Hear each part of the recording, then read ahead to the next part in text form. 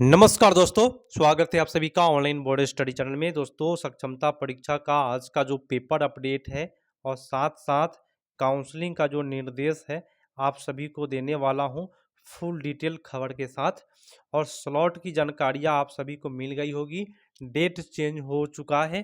तो चलिए आज का पेपर शुरू करते हैं। उससे पहले मैं सभी शिक्षक साथी को कहूँगा कि 75% जो शिक्षक साथी है वीडियो आते देखते हैं लेकिन चैनल को सब्सक्राइब नहीं करते, तो कृपया करके मैं सभी शिक्षक साथियों से रिक्वेस्ट करता हूं कि चैनल को जरूर सब्सक्राइब कर लीजिए, जिससे कि मैं आपके ज्वाइनिंग तक अपडेट दूंगा। साथ साथ कुछ प्रॉब्लम होगा तो कमेंट करिएगा, मैं आप सभी को दिशा निर्देश देने का पूरा फुल कोशिश करूंगा।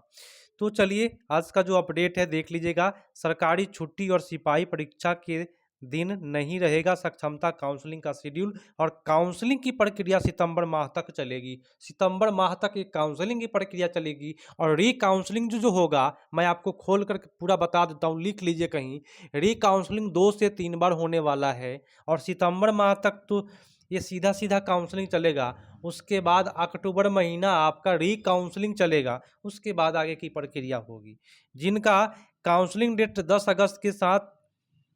अगस्त के बाद था, उनका फिर से अपडेट होकर नए डेट वेबसाइट पर दिखने लगा है। चेक कर लीजिए, काउंसलिंग के बाद पदस्थापना की कार्रवाई होगी। मतलब जब काउंसलिंग हो जाएगा तब पदस्थापना की कार्रवाई होगी, और काउंसलिंग होने के बाद सबसे पहले री काउंसलिंग होगा। क्योंकि कितने लोग डाउटफुल हुए हैं, तो री काउंसलिंग एक बार नहीं 2 से 3 बार होने वाली है, घबराए नहीं, समझे। तो चलिए मैं आपको बता देता हूँ क्या स्लॉट में अपडेट किया। उससे पहले चलिए देख लेते हैं पेपर न्यूज़ क्या कहता है। पेपर न्यूज़ कहता है कि 4 घंटे से सर्वर ठप रहा, और जब सर्वर ठप रहेगा तो इस स्लॉट का आदमी उस स्लॉट में चला जाएगा। बाधित हुई काउंसलिंग, है ना। द्वितीय स्लॉट वाले शिक्षक को 4 बजे तक रिसीविंग नहीं मिला। 4 शिक्षकों को अमान्य संस्था से मिले मूल प्रमाण पत्र। मतलब कि 4 शिक्षक ऐसे मिले जिनका जो मूल प्रमाण पत्र जो था वो अमान्य संस्था से मिला हुआ था, माने उसको मान्यता नहीं था। तो ये है मधुबनी का न्यूज, और मधुबनी कुछ खास करके अपना अलग ही रंग दिखा रहा है। आप सभी शिक्षक साथियों को पता हो चुका होगा मधुबनी के बारे में। चलिए सक्षमता काउंसलिंग का कुछ निर्देश मैं आपको बताऊं। आपको क्या करना है, आप सबसे पहले समय से जो आपको स्लॉट मिला है, समय से 30 मिनट पहले पहुंचिएगा। आपका नाम पुकारा जाएगा, ठीक है, नाम पुकारा जाएगा। और बायोमेट्रिक जांच के लिए अपना वास्तविक आधार कार्ड देना पड़ेगा। सबसे पहले आधार कार्ड दीजिएगा। उसके बाद सक्षमता प्रवेश पत्र एवं पंजीकृत मोबाइल नंबर पर जो संदेश मिला हुआ है, जो स्लॉट मिला हुआ है, उसको दिखाना पड़ेगा कि देखिए सर मेरा ये स्लॉट है, तब आपको अंदर प्रवेश करवाएगा। आवंटित काउंटर पर पंक्ति पर लग जाइए। जो आपको काउंटर मिला हुआ है, स्लॉट में लिखा हुआ काउंटर नंबर इतना, उस पर लाइन में लग जाइएगा। उसके बाद बायोमेट्रिक आपका जांच होगा, ठीक है। तो बायोमेट्रिक जांच के बाद आपको क्या करना होगा, सबसे पहले बायोमेट्रिक जांच होने के बाद एक कागज़ छोटा सा टुकड़ा ले लीजिएगा। कागज़ के टुकड़ा पर मोबाइल नंबर वही लिखिएगा जो आधार से लिंक है, लिख करके काउंटर पर दे दीजिएगा। तो ओटीपी गिरेगा, और ओटीपी जैसे ही गिरेगा तो आप ओटीपी उसको बताइएगा, आपका सत्यापित कर देगा, ठीक है। उसके बाद जो आप लोगों ने अपलोड किया है वह देना होगा। अगर मूल प्रमाण पत्र नहीं है तो परेशानी होगी, और परेशानी होगी तो आपको समय देगा मूल प्रमाण पत्र देने के लिए। अगर आपके पास मूल प्रमाण पत्र नहीं है तो कोई दिक्कत नहीं है, री काउंसलिंग होगा, उसमें जा करके वेरीफाई कर देगा, ठीक है। चलिए इसके बाद मैं आपको बार बार बोलता हूँ री काउंसलिंग होगा, तो इसलिए घबराइए नहीं। ये मत समझिए कि आपका सब खत्म हो गया, नहीं होगा, री काउंसलिंग होगा 100%। इसके बाद चेक लिस्ट के अनुसार क्रमानुसार सभी अभिलेखों को स्व अभिप्रमाणित आप कर लीजिएगा, किए होइएगा, आप लोग करके रख लिए होइएगा, ठीक है।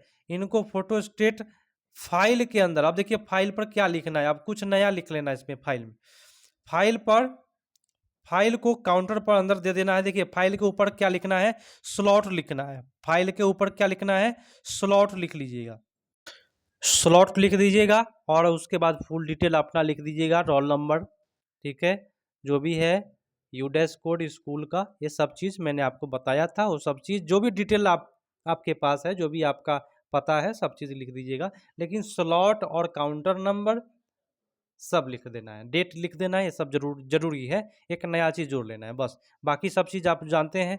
उसके बाद दोस्तों शिक्षकों के लिए 6 दिवसीय जो आवासीय जो प्रशिक्षण चल रहा है वो अगर नहीं किए हैं तो आप लोग ज़रूर कर लीजिएगा। उससे जो होगा सालाना जो वेतन बढ़ने वाला है, वो उसमें कोई दिक्कत नहीं होगी, तो आप लोग पता है। अब देखिए, एक दिन में 250 शिक्षकों का हो रहा है काउंसलिंग रोज। अब एक दिन में 250 गो शिक्षक साथी का काउंसलिंग हो रहा है। समझ सकते हैं कितना दिन चलेगा। ये सक्षमता काउंसलिंग लंबा चलने वाली प्रक्रिया है। ठीक है, चलिए। उसके बाद मैं आपको बताऊं कि देखिए, पहले जो स्लॉट था, स्लॉट में अब चेंज हुआ है।